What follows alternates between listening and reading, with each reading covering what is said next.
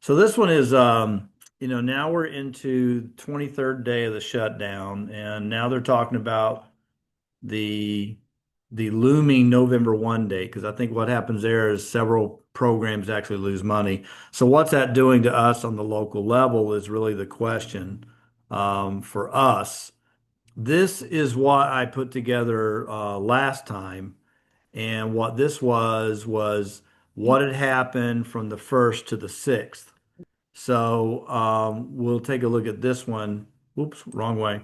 So we saw that we still had the blue is the new listings, the orange is the under contracts, and the green is what was going on with cancels and pauses. And I've gone too far. There we go. This is the 6th. And so this was Alexandria, Arlington, Falls Church, Fairfax County combined. So we saw that our listings coming on dropped precipitously the first 6 days when compared to October 1 to 6, the previous 2 years, and the cancellations nearly doubled. But the orange, which is the contracts coming on board, we're still moving forward for those first 6 days. Then for Prince William County and Loudoun County, the same kind of thing.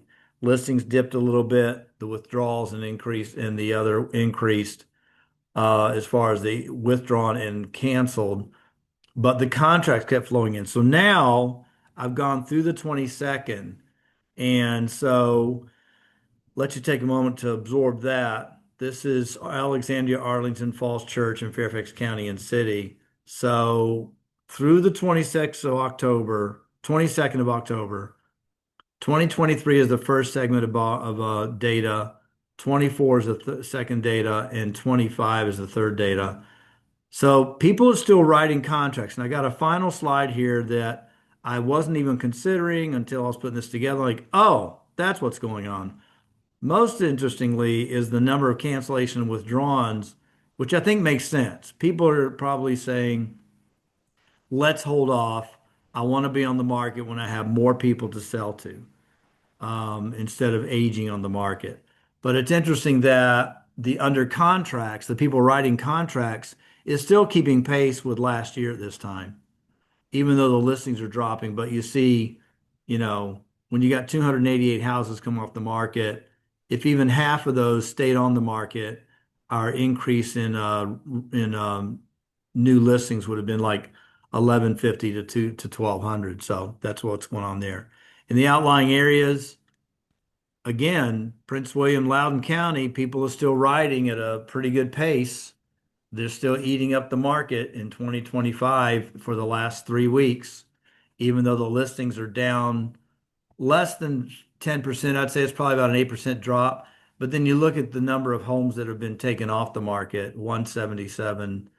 That's 4 times as many than 44. Is that right? Yeah. So 4 times the number of people that come off the market, but the people still buy. And here's why. This is what's going on. The interest rates since about September 25th have dropped from 6.56 to 6.19.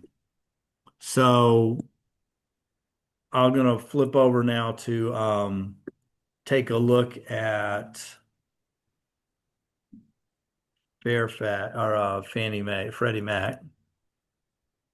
I'm not sure about the answer to your specific question, but according to FDIC.gov, Freddie Mac is a government-sponsored enterprise or GSE created by the federal government to ensure access to home mortgage credit. Thank you, Alexa.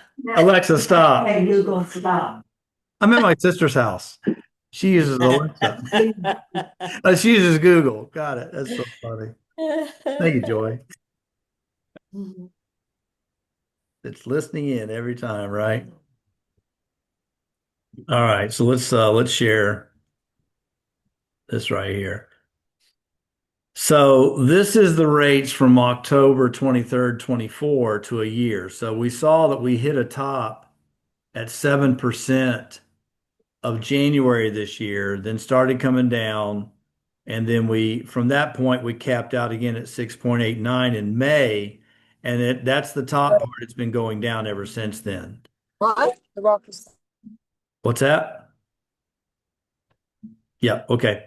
So being at 6.19, we've not been at that level in over 2 years. $2. Yeah, Yeah. let's see the last time we were at that. Maybe here. Let's just do this. Okay. So we're at 619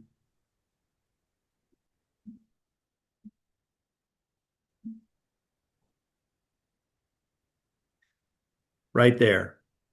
So it's definitely a year in a month or so. And then it dropped September right before the election of last year. And then before that time, we hadn't had 6.9, 6.19 for another year after that. The 3 year look, there you go. Even in 3 years, we were January 23, we had that low point.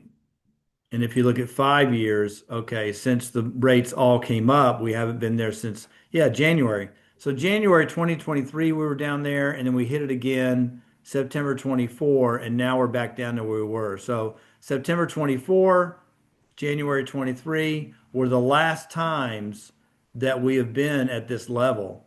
So I would submit that that's part of what's going on with the contracts being written, um, is that folks are saying, well, I appreciate everything that's going on, but honestly, I need to buy a house and these rates are down at 6.19.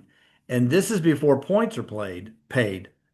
So if they're paying points, these buyers are now getting it under 6%. So I would submit to you in my experience, but not my economic sense, since I'm not an economist, that this is partly what's holding these property sales up. And if the buyers were still in a position to feel confident about their jobs, I think we'd be seeing more activity.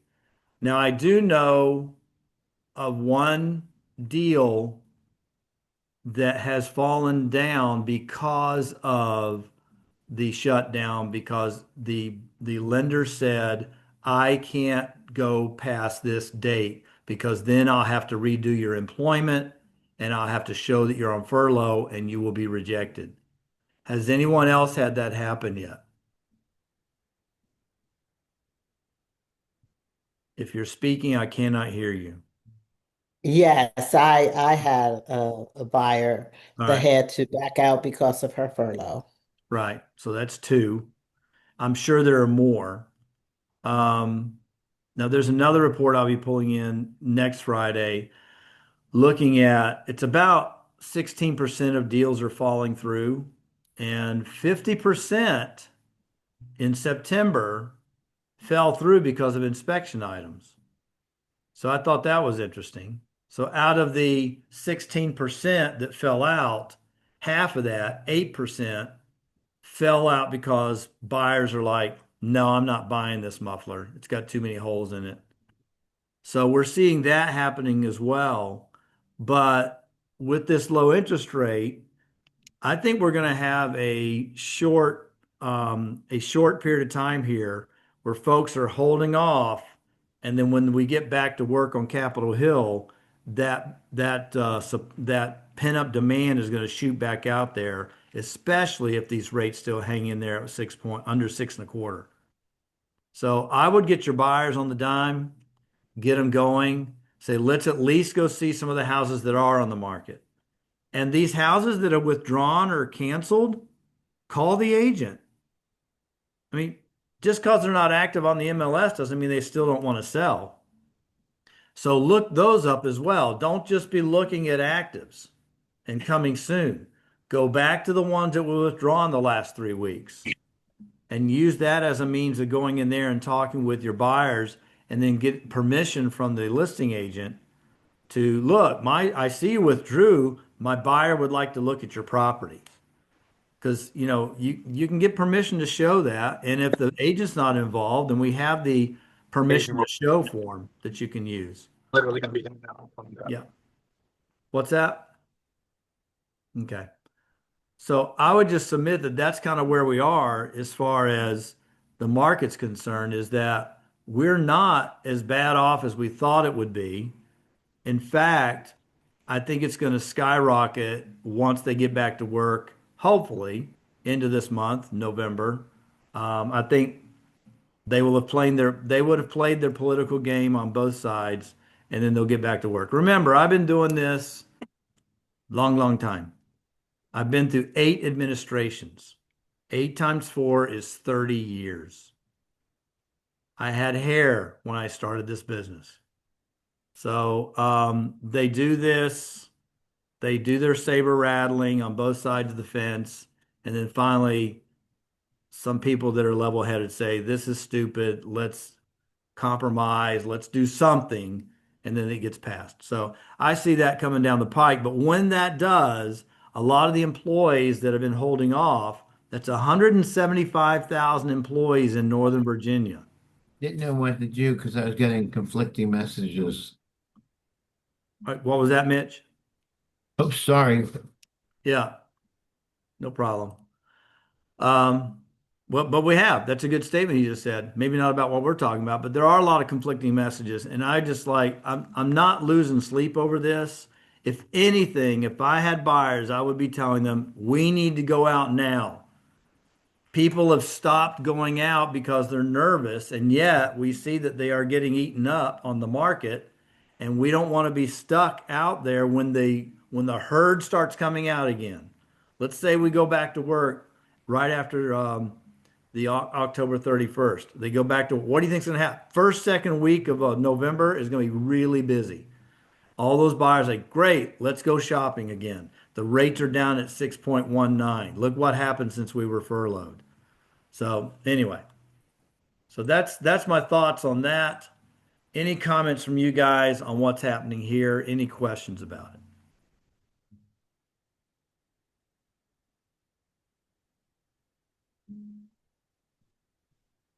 Great, then my work is done here. Nothing? All right. I did have something. Yeah, go ahead.